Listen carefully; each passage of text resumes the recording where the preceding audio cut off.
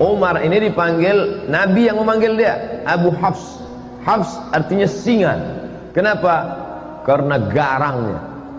Dulu sebelum masuk Islam dia pemenang gulat di pasar Ukaz. Di Makkah itu ada satu pasar namanya pasar Ukaz. Di pasar Ukaz itu setiap tahun diadakan lomba gulat. Juara bertahannya Sayyidina Umar Ibn Khattab, menang tiap tahun. Umur dia ketika Nabi dapat wahyu, beda umur dia dengan Nabi 20, bedanya 13 tahun. Kalau Abu Bakar sama Nabi bedanya 2 tahun. Jadi ketika Nabi berumur 40 tahun dapat wahyu, maka Abu Bakar umurnya 38 tahun. Sedangkan Umar dengan Nabi jarak umurnya 13 tahun. Jadi ketika Nabi dapat wahyu umur 40 tahun, maka umur Umar waktu itu 27 tahun. 27 kalau sekarang ya masih anak muda lah. Selesai S1 23, ambil S2 3 tahun 26, kemudian sedang S3 semester 2 27 tahun. Anak muda sedang segar-segarnya. Itulah dia Umar bin Khattab, pemenang juara gulat bertahan. Maka ini Umar bin Khattab, Nabi ingin betul supaya dia ini masuk Islam. Sampai Nabi berdoa, Allahumma a'izzal Islam bi Umaraini. Tolonglah Islam ini dengan dua Umar ya Allah. Ada 2 Umar di Makkah yang waktu itu hebat betul. Ya Allah, tolonglah Islam ini, kalau masuk Islam 2 Umar ini, insya Allah kuat Islam ini. Satu Umar bin Khattab, satu Umar bin Hisham. Kalau saya sebut Umar bin Hisham banyak orang tak tahu. Tahu Umar bin Hisham? Tidak. Kalau saya sebut nama kerennya tahu. Umar bin Hisham, Abu Jahal. Sedangkan ini Abu Hafs, Abu Jahal, si goblok, bodoh. Abu Jahal itu apa artinya Ustaz? Bongak. Sedangkan ini Abu Hafs, singa, perkasa. Nabi minta pada Allah, ya Allah, kalau bisa 2 orang Umar ini masuk Islam, mantap Islam ini. Dan Umar bin Khattab masuk Islam. Abu Jahal mati dalam keadaan kafir. Tapi masuk Islamnya tak cepat, lama. Tahun 1 tak masuk Islam. Beda dengan Abu Bakar. Abu Bakar tahun 1 langsung masuk Islam. Tahun 2, tahun ke-6 baru dia masuk Islam. Dia memusuhi Islam. Siapa yang masuk Islam, ada budak dia, hamba sahaya dia masuk Islam, habis disiksanya. Lalu kemudian pernah satu hari dia mau membunuh Nabi Muhammad. Keluar dari rumah, dicabutnya pedang. Jumpa sama kawannya. Kau mau kemana Umar? Aku mau memancung kepala Muhammad. Ente tahu, ente Bani Adi. Mereka pakai Bani. Anak-anak keturunan Adi disebut Bani Adi. Muhammad SAW itu Bani Hashim. Muhammad bin Abdul Muttalib bin Hashim bin Abdi Manaf. Maka dia Bani Hashim. Kau mau membunuh siapa? Aku mau membunuh Muhammad. Kau tahu tak Muhammad itu siapa? Muhammad anak Abdullah, anak Abdul Muttalib, anak Hashim, anak Abdi Manaf, anak Qusay. Qusay itulah yang membangun kota Makkah ini. Kalau sampai anak cucu kemanakan mereka ini mati, ente habis nanti. Akhirnya tak jadi dia bunuh Nabi Muhammad sallallahu alaihi wasallam. Suatu hari dia bertamulah ke rumah adiknya. Nama adiknya Fatimah bintil Khattab. Nama dia Umar bin Khattab. Fatimah bintil Khattab ini punya suami namanya Said. Dia dah dapat kabar si Said sama adiknya ini masuk Islam sudah. Tapi berita itu masih isu lagi. Masih infotainment. Masih was-was. Maka datanglah dia bertamu. Kebetulan si Said sama Fatimah sedang baca Quran. Tapi suara mereka pelan-pelan. Nama penjaganya namanya Khabbab. Khabbab, ya. Adikku tadi baca apa? Tak ada, kata Khabbab. Tapi aku dengar sesuatu. Masuk dia ke dalam, ditinjunya adiknya itu. Pertama adik iparnya dia tinju. Tentu menang, dia pemenang gulat tiap tahun. Habis dia tinju adik iparnya, lalu kemudian adik dia perempuan yang lemah tu dia tinju. Tapi kemudian dia tengok tak ada rasa takutnya. Maka dia heran nih, ini adikku perempuan lemah, Tapi ketika kita kan bisa menengok orang, kalau kita gertak dia takut, pucat dia lari. Ini enggak, berdarah, keluar darah dari wajah Fatimah bintul Khattab, tapi dia tak takut. Maka Umar mengaku, setelah dia masuk Islam baru dia ngaku. Apa kata dia? Kata dia, sya'urtu bid-du'fi lamma ra'aitu dama kharaja min wajhiha. Aku tiba-tiba merasa diriku lemah ketika aku tengok darah keluar dari wajahnya. Jadi saudara-saudara kita yang nampaknya lesu, lemah, tapi dikuatkan oleh Allah, dikuatkan malaikat, maka orang-orang yang merasa diri hebat dalam dirinya. Ini terjadi pada Sayyidina Umar bin Khattab.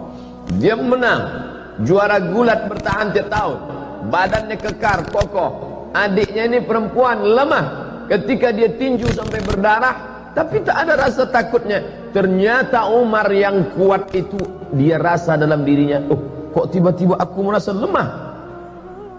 Lalu kemudian dia tarik kertas dari tangan adiknya itu. Apa yang sedang kau baca ini? Betullah ternyata kabar yang kudengar selama ini, kalian sudah suami istri masuk Islam ya. Ini rupanya kalian ikut Muhammad. Aku memusuhi orang, adik iparku dan adik kandungku sendiri sudah ikut Muhammad sallallahu alaihi wasallam. Ditariknya. Apa kata Fatimah? Fatimah adik dia, Fatimah bintil Khattab. Ya Umar ibn al-Khattab, innaka najasun bisyirkika. Dengan mulut berdarah dia katakan, hai Umar bin Khattab, engkau najis karena kau syirik. Bukan dia takut, ada kekuatan dalam dirinya. Umar yang sedang down, sedang rasa lemah, menengok adiknya tegar, malah kata-katanya, innaka najasun, kau najis karena kau syirik, maka kau tak layak, la yamassuhu illa tahirun, tidak ada yang layak memegang lembaran ini. Waktu itu belum ada Quran 30 juz. Jangan bayangkan Umar memegang besar begini. Enggak, lembaran-lembaran, suhuf namanya, lembaran, selembar-lembar. Ada ditulis di tulang onta, ada ditulis di pelepah korma, ada ditulis di batu-batu. Tapi ada kertas yang masuk, karena Mesir sudah ada kertas. Mereka sudah punya hubungan dagang. Orang-orang Yahudi sudah ada mulai kita, kertas tak banyak. Salah satu kertas itu dipegang oleh Fatimah, ditarik oleh Umar bin Khattab. Ketika itu bangkit keberanian Fatimah karena membela Quran, tak boleh dipegang oleh orang bernajis. La yamassuhu illa tahirun, tak boleh memegang ini kecuali orang yang suci. Tiba-tiba Umar yang perkasa itu meletakkan lembaran itu, dia mandi. Dia rasa diri dia lemah, adiknya yang berdarah ini kuat. Ini menunjukkan bahwa fisik kita ini sebenarnya hanya casing, sampul saja, tapi di dalam itu ada kekuatan ruh yang luar biasa. Perempuan lemah, mulut berdarah, tapi kalau kuat ikatannya dengan Allah, dia kuat. Umar bin Khattab pemenang gulat, perkasa, tapi kalau dia lemah hubungan dengan Allah, dia lesu, dia kalah. Lalu kemudian dia pun mandi. Setelah mandi dia balik, penasaran dia kertas ini, lalu dia tengok, Toha ma anzalna alaikal qur'ana litashqa. Kebetulan yang dibaca adiknya itu surat Toha. Toha ya Muhammad sallallahu alaihi wasallam, ma anzalna alaikal qur'ana litashqa. Tidaklah kami turunkan Al-Quran ini kepada engkau supaya engkau menjadi susah. Dia tengok susunannya pelan-pelan. Orang Arab sastrawan, bahasa Arab mereka halus, sastra. Dia bisa membedakan ini bukan bahasa orang biasa.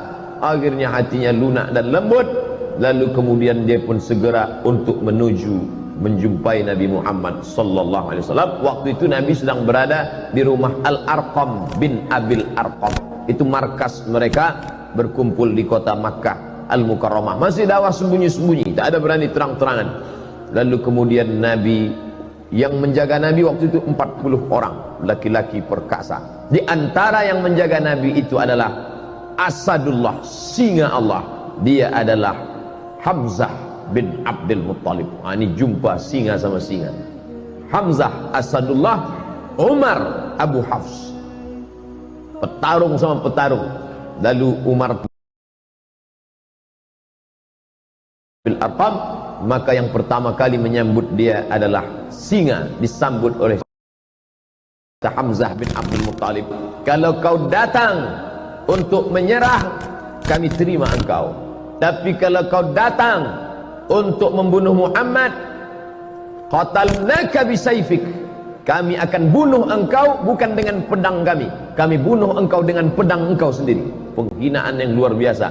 Kalau ada orang dibunuh dengan pedang orang lain, itu biasa. Tapi dibunuh dengan pedang kita sendiri, maka itu penghinaan luar biasa. Umar, kau datang ke rumah ini sebagai orang menyerah, ahlan wa sahlan.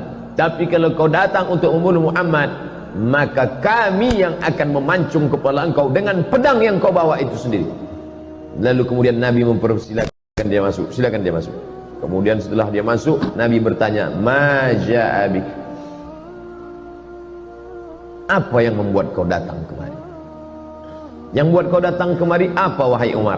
Waktu itu Umar menjawab, ji'tu li'u'mina bika, ji'tu li'u'mina billah wa bika wa billadzi unzila ilaik. Aku datang untuk percaya kepada Allah, percaya kepada engkau bahwa engkau Rasulullah, dan percaya kepada apa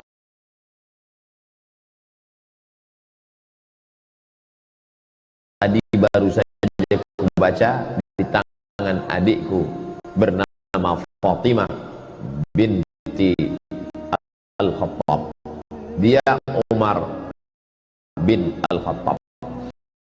Lalu kemudian dia pun bersyahadat di hadapan Nabi sallallahu alaihi wasallam. Lalu sahabat semuanya gembira senang karena terkabullah doa Nabi. Salah satu Umar masuk Islam, Umar bin Khattab.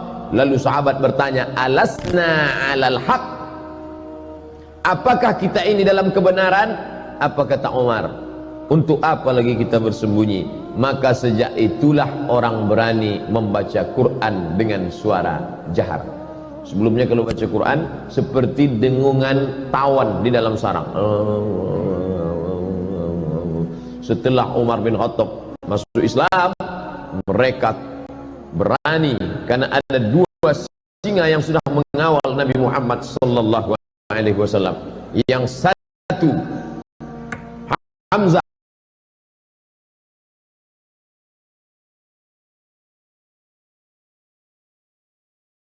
Abu Hafs. Maka mereka baca Bismillahirrahmanirrahim, Taha ma anzalna alaikal Qur'ana litashqa. Maka mereka lantang membacanya. Lalu kemudian Islam pun menjadi kuat dengan berbagai cobaan dan ujiannya, sampailah pada masa hijrah. Lalu kemudian Umar bin Khattab termasuk orang yang pertama golongan yang ikut hijrah bersama Nabi Muhammad sallallahu alaihi wasallam. Jadi kalau Nabi hijrah umurnya 53 tahun kurang 13, berarti Umar waktu hijrah itu umurnya 40 tahun. Sebayalah dengan saya sekarang 40 tahun. Umar bin Khattab waktu itu macam saya, tapi badannya tak macam saya. Itu dia karena juara gulat, dia tegak. Umar bin Khattab tinggi, besar. Lalu kemudian dia pun pindah ke kota Al-Madinah Al-Munawwarah, mengikuti Nabi sallallahu alaihi wasallam. Anaknya dinikahkannya dengan Nabi sallallahu alaihi wasallam, itulah bernama Hafsah Ummul Mukminin. Makanya Abdullah bin Umar banyak kan hadis. 7 di antara sahabat Nabi yang banyak meriwayatkan hadis adalah Abdullah bin Umar. Kenapa Abdullah bin Umar bisa banyak hadisnya? Karena dia punya kakak menikah dengan Nabi, maka dia bebas main jalan di rumah Nabi, yaitu Hafsah. Maka Nabi itu abang ipar dia. Lalu kemudian setelah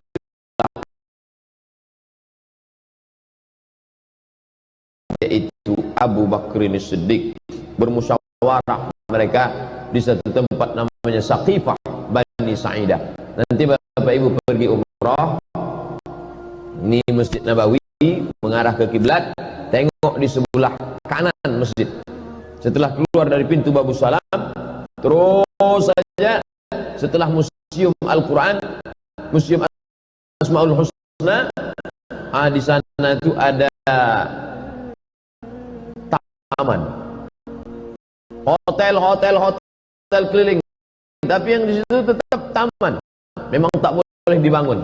Itulah dia Saqifah Bani Sa'idah. Di situ mereka bermusyawarah siapa yang akan mengganti kepemimpinan Madinah setelah Nabi Muhammad sallallahu alaihi wasallam meninggal. Naik Abu Bakar Siddiq 2 tahun.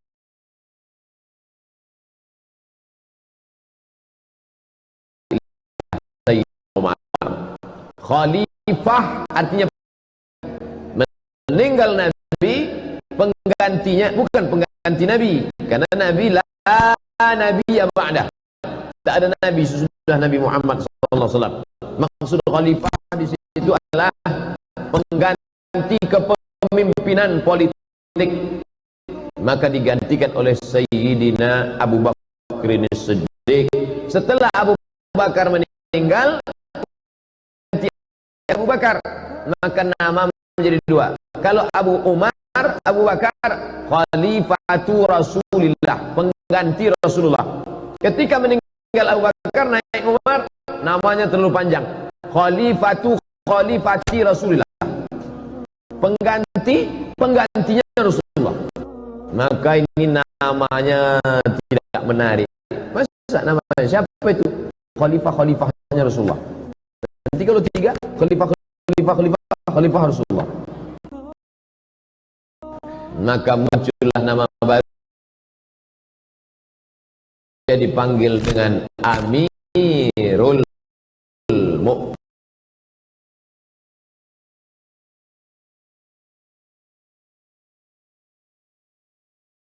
Mu'minin Umar ibn al-Khattab. Kalau Khalifah Abu Bakr Siddiq, Amirul Mu'minin Umar bin Khattab. Di masa pemerintahan Umar bin Khattab muncul ijtihad baru. Pertama, dibentuknya syurtah, polisi. Pada masa Abu Bakar tak ada. Pada masa Umar, situlah ada kepolisian kota Madinah Al-Munawwarah. Pada masa Umar bin Khattab, tentara dikasih gaji bulanan, rawatib namanya. Sebelumnya tak ada. Sebelumnya kalau perang, habis perang baru dapat harta rampasan perang, ghanimah namanya. Tapi pada masa pemerintahan Umar digaji pokok. Perang tak perang, pokoknya dapat. Itu pada masa Umar bin Khattab. Pada masa Umar bin Khattab dibangunlah rumah wakaf. Sebelum itu tak ada. Sebelum itu Baitul Mal saja, tapi ini khusus dibuatkan rumah wakaf. Pada masa Umar bin Khattab pula dibangun diwan. Diwan itu kantor. Sebelumnya tak ada kantor. Zaman Nabi tak ada kantor. Zaman Abu Bakar tak ada kantor. Setelah itu pada masa Umar bin Khattab ada kantor administrasi negara. Tertib administrasi. Ada berkas-berkas, ada pegawainya, ada karyawannya, ada gaji tetapnya. Dan pada masa pemerintahan Umar bin Khattab, Islam tersebar. Makkah di tengah, di bawahnya Yaman, di atasnya negeri Syam, Suriah, Lebanon, Palestina, Yordania. Di kirinya Laut Merah, menyeberang Laut Merah Mesir. Mesir dibuka pada masa pemerintahan Umar bin Khattab. Umar mengutus seorang sahabat bernama Amr bin As. Amr bin As lah yang membebaskan Mesir. Jangan katakan eksploitasi, jangan katakan ekstradisi, jangan katakan ekspansi. Ini banyak ini anak-anak mahasiswa menulis ekspansi Umar bin Khattab ke Mesir. Ekspansi sama dengan penjajahan, perluasan kekuasaan. Tapi Islam selalu memakai istilah fathu, pembebasan. Mesir dibebaskan. Dibebaskan dari apa? Dibebaskan dari menyembah berhala, dibebaskan dari menyembah matahari, dibebaskan dari menyembah sungai Nil kepada menyembah Allah Subhanahu wa taala. Mesir agama nenek moyang mereka menyembah dewa matahari, Ra namanya. Nanti kalau pergi ke museum Mesir, nampak ada bulat matahari, di kiri kanan bawah atas keluar tangan dewa matahari sedang mengulurkan nikmat-nikmatnya. Karena kalau matahari tak ada, maka tidak akan tumbuh gandum. Kalau gandum tak tumbuh, tak akan mati, tak akan makan, mereka akan mati. Maka mereka menyembah matahari. Di dunia ini sampai hari ini masih ada orang menyembah matahari.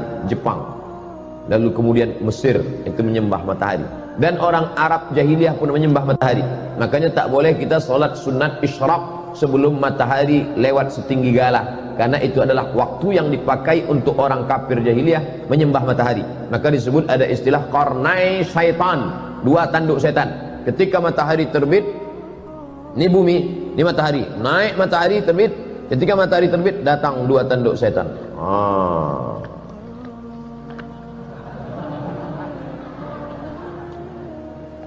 Alhamdulillah kita tak ada menyembah matahari lagi. Buya Hamka dulu pernah dipaksa untuk menyembah matahari. Ai, kata penjajah Jepang, tak mau Buya Hamka. Ini tentang menyembah matahari. Lalu kemudian masuklah Kristen ke Mesir, dan orang Mesir pun beragama Kristen Ortodok Koptik, tidak Katolik. Sedangkan Romawi Katolik, Mesir Koptik, beda mazhab.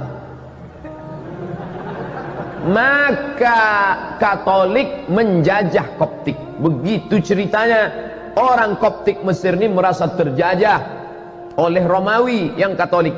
Datanglah Islam membebaskan mereka dari penjajahan. Bukunya ditulis oleh Syekh Muhammad Al-Ghazali, gurunya Syekh Yusuf Al-Qaradawi. Makanya Mesir itu masuk Islam tidak dengan perang. Kenapa? Karena mereka merasa dibebaskan oleh orang Islam. Ketika datang Inggris setelah zaman kemerdekaan, datang Inggris bertahan di Mesir. Kata mereka, kami Inggris di Mesir bukan mau menjajah Mesir, tapi karena ingin menjaga saudara-saudara kami yang Kristen Koptik ini. Naiklah paus Mesir. Mesir punya paus sendiri. Dia tak mau ikut paus Benedictus Franciscus yang menggantikan Benedictus, menggantikan paus Paulus. Begitu sanadnya ke atas. Yang sekarang ini Franciscus menggantikan Benedictus, menggantikan Paulus, sampailah ke atas. Kami di sini bukan menjajah Mesir, kata orang Inggris. Kami di sini bukan menjajah Mesir. Kami mau menjaga keamanan saudara-saudara kami supaya jangan sampai dibunuh oleh orang Islam yang teroris-teroris ini, katanya. Maka naik paus Koptik ke atas mimbar Al-Azhar. Naik dia ke atas, apa kata dia? Kalau keberadaan Inggris di sini untuk menjaga kami yang Kristen Koptik, biarlah kami mati di tangan saudara kami yang Islam ini, karena kami dulu pun dibebaskan oleh mereka. Pidato itu dicatat dengan tinta emas.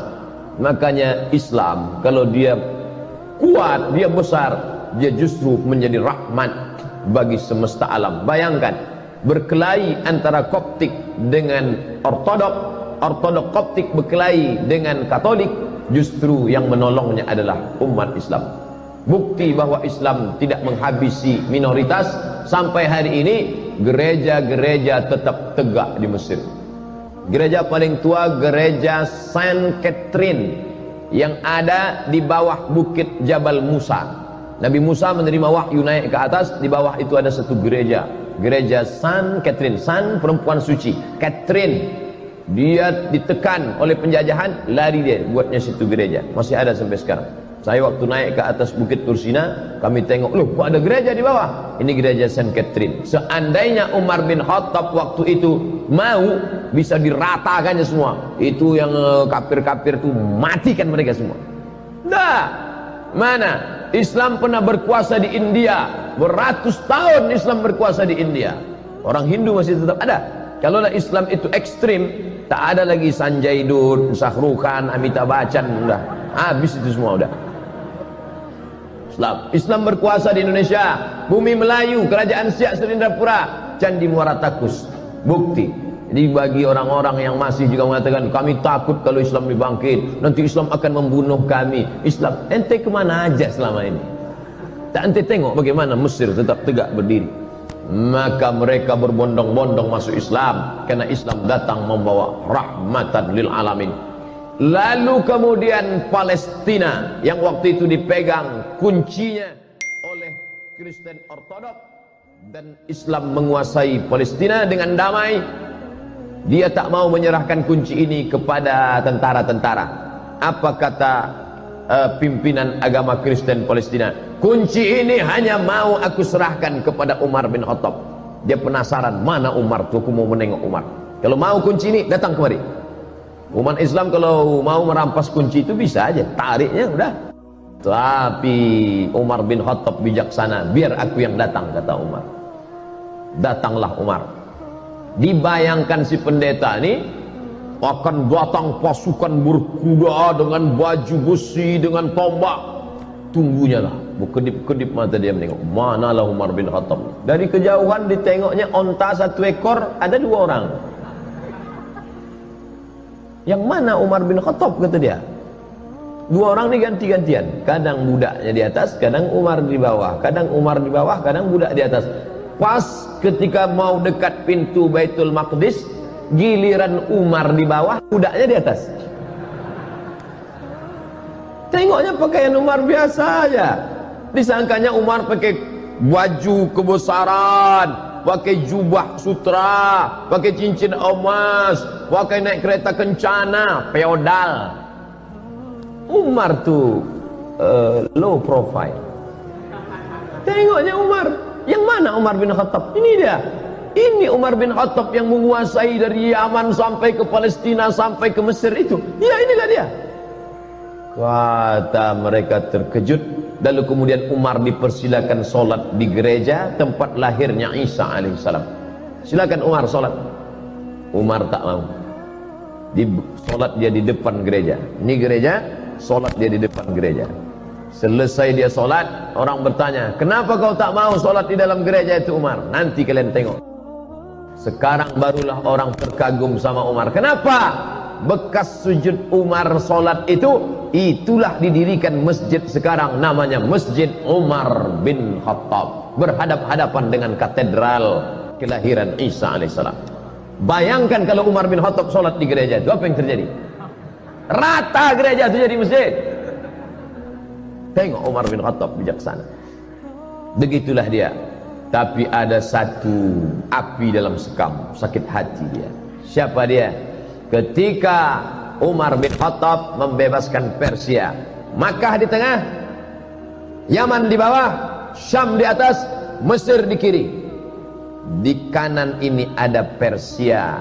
Persia lebih kuat daripada Roma. Makanya dalam Quran ada suatu surat namanya surat Ar-Rum. Ghulibatir Rom. Bangsa Romawi pernah kalah. Siapa yang mengalahkan Romawi? Persia. Persia paling hebat. Dan Persia dikalahkan oleh Umar bin Khattab.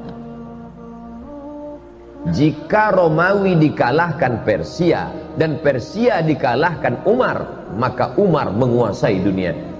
Tapi ternyata ada satu orang dendam, kesumat, sakit hati, ditikamnya lah Sayyidina Umar pada tanggal 24 Zulhijjah, hari Rabu, saat rakaat pertama sholat. Ditikamnya pada tanggal 24, 25, 26, 27. Setelah itu tanggal 30 meninggallah Sayyidina Umar ibn Khattab pada tahun 23 Hijrah. Umurnya pas 63 tahun.